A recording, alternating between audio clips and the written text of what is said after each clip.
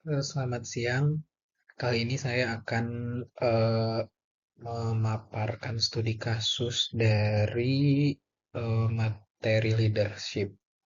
Jadi ini adalah penerapan teori kepemimpinan di tempat saya bekerja, yaitu di PT Expam Jaya di Cikarang. Ini adalah perspektif saya dan yang saya amati selama saya bekerja di sini. Yang pertama itu masuk ke early leadership theories. Teori awal. Yang pertama ada trait theories atau teori sifat. Teori sifat ini tuh menyatakan bahwa pemimpin memiliki karakteristik atau sifat bawaan yang udah melekat pada dirinya sendiri. Jadi itu yang membedakan mereka dari orang-orang yang bukan pemimpin. Contoh kasus yang dapat saya berikan yaitu di Hexpam Jaya ini terlihat jelas pada site head kami yaitu Butri. Beliau itu memiliki karisma dan ketegasan yang alami yang membuat kita para staff itu secara otomatis menaruh hormat. Misalnya saat beliau melakukan Genba misalnya, kalau ke laboratorium, kehadirannya itu sudah cukup untuk meningkatkan kedisiplinan kita tanpa beliau itu perlu banyak bicara.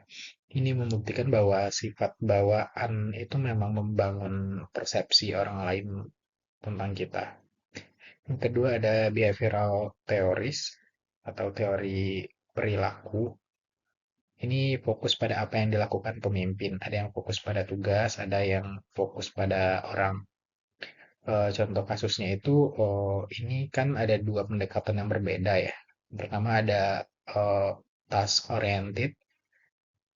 Ini tuh sangat terlihat kalau kita berada pada lini produksi. Jadi supervisor produksi itu ketat pada prosedur CPOB. Komunikasinya itu cenderung satu arah. Jadi beliau memberikan instruksi, anak buahnya itu harus melaksanakannya demi output yang dihasilkan nantinya. Nah, yang kedua ada people oriented.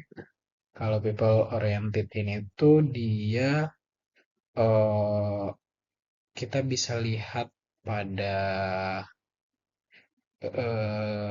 bagian office ya misalnya. Jadi atasannya itu lebih banyak mendengar masukan dari staffnya, itu komunikasinya itu dua arah, nggak satu arah seperti di lini produksi tadi. Jadi kita sebagai staff itu juga memberikan beberapa masukan tentang pekerjaan kita. Yang kedua ada contingency theories atau teori situasional. Yang pertama ada Hersey and Blackchart situational leadership. Jadi pemimpin itu menyesuaikan gayanya berdasarkan tingkat kesiapan bawahannya. Saya merasakan perlakuan yang tepat dari atasan saya. Jadi kalau misalnya ada anak magang, jadi supervisor itu tuh menerapkan gaya instruksi ya.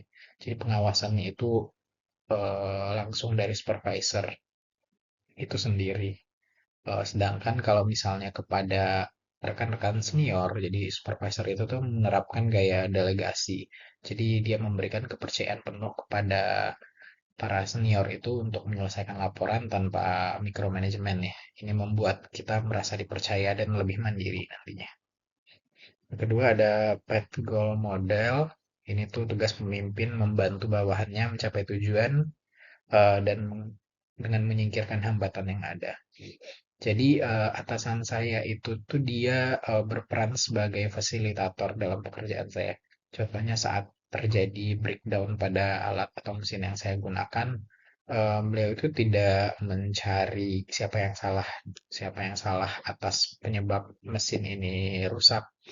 Jadi dia lebih ke arah segera menghubungi tim teknik atau IT bila ada masalah yang berhubungan dengan itu. eh, Selanjutnya beliau mendiskusikan apa jalan yang akan diambil untuk perbaikan masalah tadi. Jadi atasan saya itu membersihkan jalan agar kita bisa kembali bekerja dengan efektif dan mencapai target. Ketiga, ini ada contemporary view leadership. Yang pertama itu ada transactional leadership. Jadi kepemimpinannya itu berbasis pertukaran transaksi antara kinerja dan penghargaan. Nah, ini yang sebenarnya banyak yang dilakukan oleh perusahaan dan orang-orang lain ya. Jadi perusahaan itu atau atasan itu menetapkan KPI yang jelas kepada kita. Jika kita mencapai target yang sudah ditetapkan di KPI, kita itu akan mendapatkan insentif tambahan setiap tahunnya. Sebaliknya, jika kalau misalnya kita melanggar SOP, itu ada konsekuensi sanksi yang akan kita terima. Jadi, sistem ini tuh memberikan kejelasan bagi kita mengenai apa yang diharapkan perusahaan. Selanjutnya ada transformational dan visionary leadership. Jadi pemimpin yang menginspirasi bawahannya untuk mencapai visi yang lebih besar. Eh, Meskipun kita bekerja di rutinitas pabrik ya. Jadi manajemen puncak itu sering mengingatkan bahwa kita itu tidak sekedar membuat obat, tapi kita itu sedang membantu menyembuhkan masyarakat.